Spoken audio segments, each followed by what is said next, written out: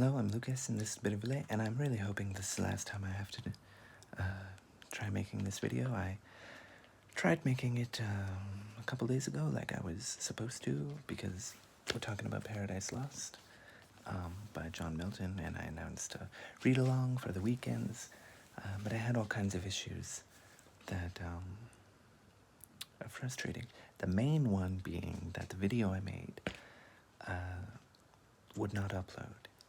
There were other things that got in the way, but that was the main problem. Another problem I keep having is I decided, I'll just make each video for this read-along book by book. One video per book, so 12 videos for Paradise Lost. And I keep having troubles making that. So let's make this the final effort, talk about book 1, and move on with our lives on to book 2, eh? So, what is Paradise Lost? Paradise Lost is a heroic, epic poem in the tradition of Homer with the Odyssey or the Iliad and Virgil's Aeneid. It's in iambic pentameter and blank verse, which means none of the words rhyme. No endings. There's no heroic couplets, even though it's a heroic poem. And it tells about the fall of man, how Satan perverted Adam and Eve so that God would punish or destroy them, and thus punish humanity. So, what I love about this poem is pretty much everything. There are some things I don't like about it. Sometimes it can be a bit dull, especially in book 1. There's some dull parts, but it's an amazing, ambitious project, I think, and the rhetoric used and the beauty of the language, I think, is amazing, and it has stood the test of time for good reason. And I think the best part about it is that it starts with Satan. It humanizes him in a way. It makes us we follow him for quite a while, for 2.5 books, before it changes. And in the first book, we see him along with all the other angels that were in his army in hell. They have been punished and they're chained down. And let me just give you a small idea of who this character is, because I think it helps us understand a lot about him and everything. Got the wrong page here. The infernal serpent, he it was whose guile stirred up with envy and revenge, deceived the mother of mankind. What time his pride had cast him out from heaven, with all his host of rebel angels, by whose aid aspiring to set himself in glory above his peers. He trusted to have equaled the Most High. If he opposed and with ambitious aim, against the throne and monarchy of God, raised impious war in heaven and battle proud, with vain attempt, him the almighty power hurled headlong flaming from the ethereal sky, with hideous ruin and combustion down to bottomless perdition, there to dwell in adamantine chains and penal fire. Who durst defy the omnipotent to arms? 9 times the space that measures day and night to mortal men, he with his horrid crew lay vanquished, rolling in the fiery gulf, confounded, though immortal. And so we get the idea. I think I get a lot of things out of that. Obviously, he's vain and he's arrogant and he thinks he can take on God. And he wants to be the top dog, so to speak. But he has thousands of angels at his command. which tells me the kingdom of heaven has some things about it that lots of angels didn't like. And there was some frustration bubbling underneath, right? And Satan is opportunistic, I think, and manipulative, right? Which we definitely see. Obviously, that's the whole point of this story. He feels that for himself, and he feels maybe the mild resentment. It's never really mentioned. It's sort of implicit to me, at least, that there's some bubbling tension that's on the rise, and who brings it to the surface? Satan, I think. He uses his silver tongue to manipulate people and take charge. And he had to have had enough people, right?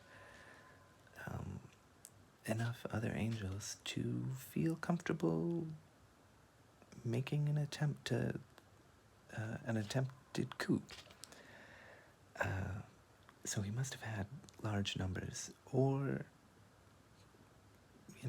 maybe not. I don't know, but that's how I read it. That the kingdom of heaven, while glorious and all that, has some underlying problems in that utopia that bubble to the surface, probably because of Satan and his evil. And anyway, he gets out of his chains, mostly because God kind of just releases all the devils from their chains, and he's talking with Beelzebub about what happened, what they're going to do, and Satan gives this great speech because he's got really powerful rhetoric. If you read any of the things that he says, you can see how much passion is in his language, which I think is really smart of Milton to do, to make him intelligent in a way, ambitious, vain, great sort of motivational speaker, a great manipulator. All these things kind of roll into one, so we can see the threat that humanity is up against, and it legitimizes the power of him. For good or for ill, I think it empowers the story and empowers the narrative and makes Satan a legitimate threat. But he talks about perverting all good things to be evil and bad and all this stuff. And all the other angels, they're chained to this lake of fire, but they all kind of get out. And they build Pandemonium, this city, for all the demons. I looked up, I guess it's Greek, it means all demons or something like that. And, you get this long roll call of all these different gods from different religions, from different parts of the world, from Greece, from Syria, from Egypt. You get Moloch and Belial and Jove and Titan and Mammon and Iris and all kinds of other people, gods, devils, angels, whatever you can think of. They're all there, and they all build Pandemonium, and another thing to note is that they are all massive. I think early on, I forget where, I didn't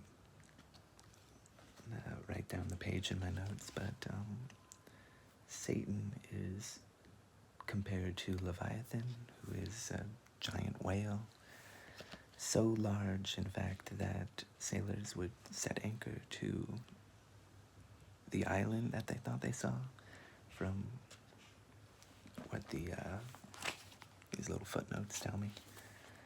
I don't know Leviathan too well. I think that's the gist of it. Oh, man. Anyway,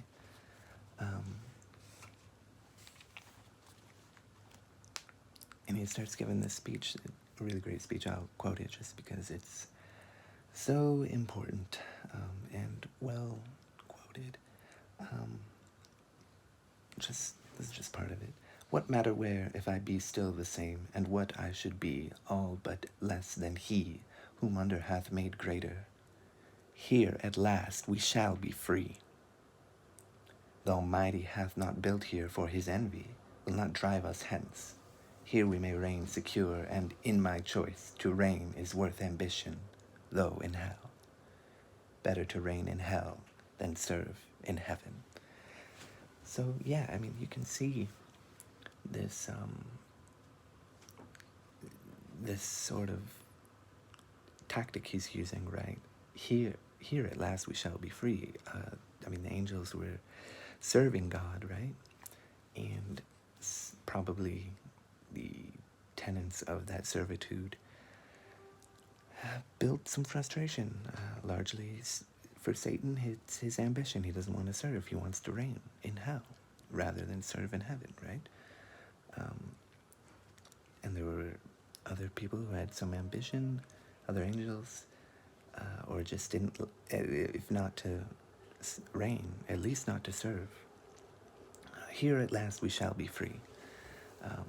And, you know, just the way he makes everything sound, it's really, really dramatic.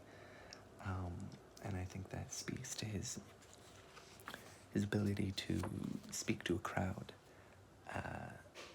and sort of play a politician, right? And of course, like I said, with that roll call, with all the characters that we get, that we see throughout different religions throughout history from different areas, when they're introduced, they're sort of like, they're all made out to be heroes, and you get all their accomplishments and everything great about them. But these are all people that lost horribly in a war where they did no damage whatsoever, and they were chained down in hell. Do I have that? The sojourners of Goshen, who beheld from the safe shore their floating carcasses and broken chariot wheels, so thick bestrown, abject and lost, lay these covering the flood, under amazement of their hideous change. Yeah, I mean, there's other points. I just wanted to pick that one because it was short, where we see just how badly these people were beaten, and we get the roll call shortly after that, of all these characters who are made out to be these amazing things, these amazing angels, devils, whatever, highly powerful, highly important. And it all came to nothing. They were all confounded, right? Though immortal. So they're meant to be punished forever. But they're released from the chains, so maybe they'll be forgiven. We'll talk more about that in book 2. Here's another little speech, little manipulation tactic. Our better part remains to work in close design, by fraud or guile, what force effected not, that he no less at length from us may find. Who overcomes by force hath overcome but half his foe. Right? Just using force is not enough to really get the victory. You have to basically get inside their skin and do other things to defeat them. Space may produce new worlds, whereof so rife there went a fame in heaven, that he ere long intended to create, and therein plant a generation from his choice regard. Man should favor equal to the sons of heaven. Man, I should have waited a line. Thither, if but to pry, shall be perhaps our first eruption. Thither or elsewhere, for this infernal pit shall never hold celestial spirits in bondage, nor the abyss long under darkness cover. All right, we get more manipulation tactics, right? I think so. He's pitting, saying it's not enough to win the war, right? Was that Satan or was that Beelzebub? I don't know. They're kind of hand in hand because they work so well together. But we have to do more. We have to get inside his skin to really do damage to him, to really break him down. And again, with that sort of reference to, with the celestial spirits, there will be no, what was it, bondage, I believe? Yeah, more references to slavery. He makes it out to be like they were slaves. And then, you know, they've built Pandemonium, and they build some more things, and they decide they need to hold council about what they need to do. And yeah, though without numbers still amidst the hall of that infernal court, but far within and in their own dimensions, like themselves, the great seraphic lords and cherubim in close recess and secret conclave sat, 1,000 demigods on golden seats, frequent and full. After short silence then, and summons read, the great consult began. And so yeah, that was book one. We've seen all these heroic figures who we should actually not see as heroic, which is the great irony of this. They are the bad guys, but we're following them, so they feel like the heroes, especially Satan. And we're getting a lot about who he is. And that was book one. Book two will be the War Council, and I think that's a really fantastic book. It is completely wild, but we're going to see more of Satan's manipulation tactics, and hopefully this video will upload so I don't have to do this again. Yeah, that'd be great. Thank you. Bye.